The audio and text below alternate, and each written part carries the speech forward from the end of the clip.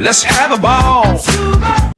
Assalamualaikum warahmatullahi wabarakatuh. Halo semuanya, di kesempatan kali ini saya ingin membagikan learning journal saya pada mata kuliah Public Speaking, tepatnya pada hari Senin, tanggal 23 Februari 2026. Ini adalah hari kedua saya mengikuti mata kuliah ini di semester ini. Dan di jadwal kelas saya, Public Speaking merupakan mata kuliah pertama pada hari Senin yang dimulai pada pukul 10.50 WIB. Walaupun perkuliahan dimulai pada pukul 10.50, mahasiswa masih diperbolehkan masuk sampai pukul 11. Ketika Pak Adi masuk ke dalam ruangan, beliau memulai kelas dengan mengajak kami berdoa terlebih dahulu. Setelah itu dilakukan absensi, lalu masuk ke materi yang akan dibahas pada hari itu. Minggu ini materi masih disampaikan langsung oleh Pak Adi. Namun mulai minggu depan mahasiswa yang akan menjelaskan materi secara bergiliran.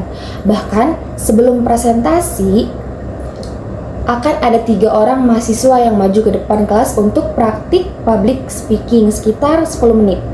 Setelah 3 orang tersebut tampil, barulah presentasi kelompok dimulai. Menurut saya, sistem ini benar-benar melatih keberanian sejak awal. Materi yang dibahas pada hari Senin tanggal 23 Februari itu adalah tentang pentingnya mempelajari dan menguasai public speaking. Pertanyaannya, kenapa sih kita harus bisa public speaking? Secara sederhana, public speaking adalah proses berbicara di depan sekelompok orang dalam situasi yang terstruktur dan terencana, dengan tujuan menyampaikan informasi atau pesan tertentu. Minimal audiensnya lebih dari 2 orang. Jika hanya 1 atau 2 orang, itu disebut komunikasi interpersonal, bukan public speaking. Public speaking bukan hanya berbicara secara lisan, tetapi juga melibatkan tulisan, suara, gambar, atau simbol untuk mendukung pesan yang ingin disampaikan. Selain itu, public speaking memberi informasi, bahkan menghibur. Contohnya seperti stand up comedy.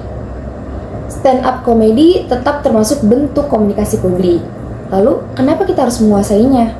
Pertama, karena banyak orang sukses berawal dari kemampuan berbicara yang baik. Orang yang mampu menyampaikan ide dengan jelas biasanya lebih mudah dipercaya dan lebih mudah memimpin. Kedua, tuntutan zaman dan teknologi. Di era sekarang, kita dituntut untuk mampu berbicara baik secara langsung maupun melalui media digital. Ketiga, tuntutan profesi.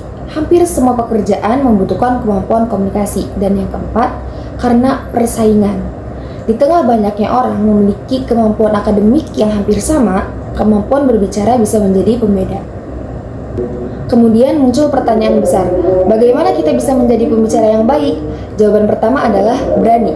Public speaking bukan soal bakat. Ini bukan tentang siapa yang terlahir percaya diri. Ini tentang siapa yang mau mencoba dan terus berlatih. Jawaban kedua adalah menguasai materi. Ketika kita benar-benar paham apa yang kita sampaikan, rasa percaya diri akan muncul dengan sendirinya. Faktanya, kemampuan berbicara di depan umum berkembang melalui latihan dan praktik. Tidak ada pembicara yang hebat yang langsung mahir tanpa proses. Lalu, apa yang sering menghalangi kita? Biasanya, rasa gugup, dan rasa gugup itu muncul karena berbagai ketakutan. Yang pertama, takut salah, takut dinilai, dan takut tidak diterima. Solusinya, sering latihan dan sering berdoa. Latihan membentuk kemampuan, dan doa menguatkan mental. Kemudian ada 3 hal penting yang harus selalu kita ingat. Pertama, know yourself. Kenali diri sendiri, gaya bicara kita, kelebihan, dan kekurangan kita. Kedua, know your audience. Pahami dengan siapa kita berbicara. Karena cara berbicara kepada teman tentu berbeda dengan berbicara kepada forum resmi. Ketiga, know your material. Kuasai materi dengan baik. Selain itu, ada beberapa tips presentasi yang baik. Persiapkan dan kuasai materi dengan matang. Bayangkan situasi presentasi sehari sebelumnya agar lebih siap secara mental.